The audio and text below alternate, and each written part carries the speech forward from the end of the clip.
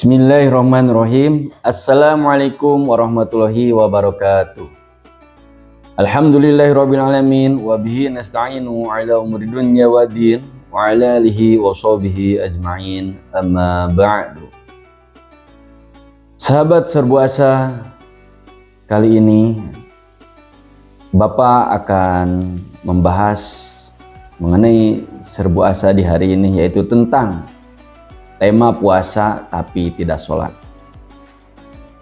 Sebelum ke pembahasan lebih lanjut, pernahkah kita melihat orang yang benar-benar membangun rumah yang sangat megah dengan atap yang mengkilau, tetapi dia lupa untuk membangun tiangnya? Apakah bangunan yang megah tersebut akan berdiri kokoh? Tentunya tidak. Karena apa? Karena tiangnya tidak didirikan atau tidak dibangun. Nah, begitu juga dengan puasa tidak sholat.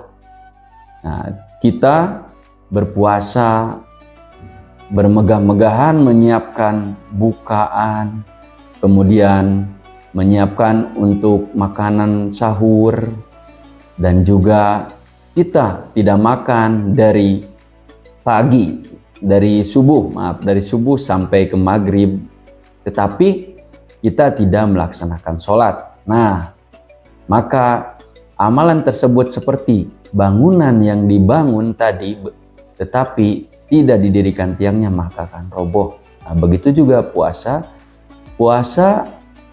tidak sholat, amalan puasanya maka akan hancur lebur. Karena apa? Tiang agamanya tidak kamu dirikan atau tidak kamu kerjakan, yaitu sholat.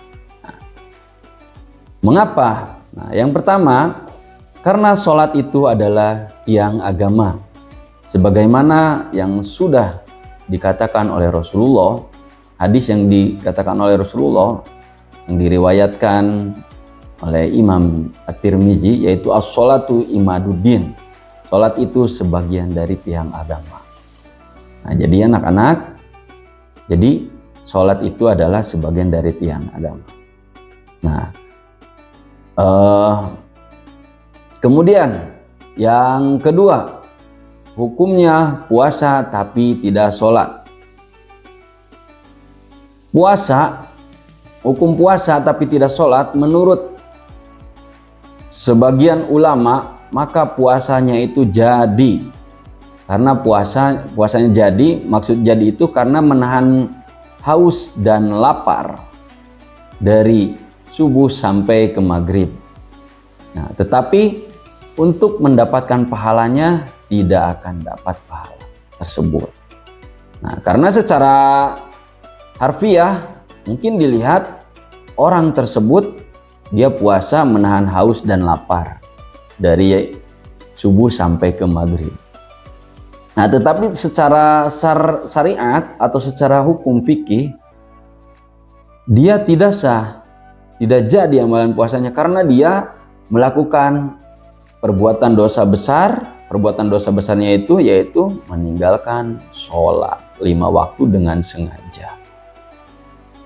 Kesimpulannya, mari kita semuanya di momentum Ramadan ini, mari kita perbaiki amalan-amalan yang belum kita laksanakan atau yang belum baik sebelum bulan Ramadan. Di bulan Ramadan ini mari kita perbaiki dari hal yang kurang baik menjadi baik, dari yang baik menjadi lebih baik lagi, terutama ibadah sholat. Karena ibadah sholat ini adalah merupakan hal yang pokok, hal yang paling penting di dalam hidup kita. Jangan sampai nanti ketika kita mati menghadap Allah Subhanahu wa Ta'ala kita malu karena tidak apa?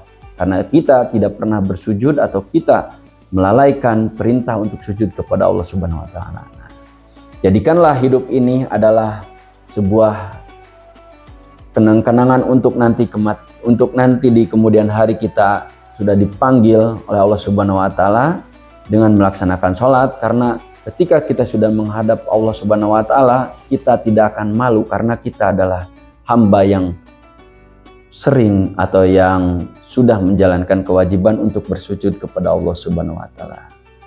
Mungkin itu saja yang dapat Bapak sampaikan. Kurang lebihnya mohon dimaafkan. Apabila ada hal yang baik yang sudah Bapak sampaikan, mudah-mudahan bermanfaat bagi kita semuanya. Dan apabila ada yang kurang yang Bapak sampaikan, mohon dimaafkan. Akhir kata, wabillahi taufiq wal hidayah. Wassalamualaikum warahmatullahi wabarakatuh.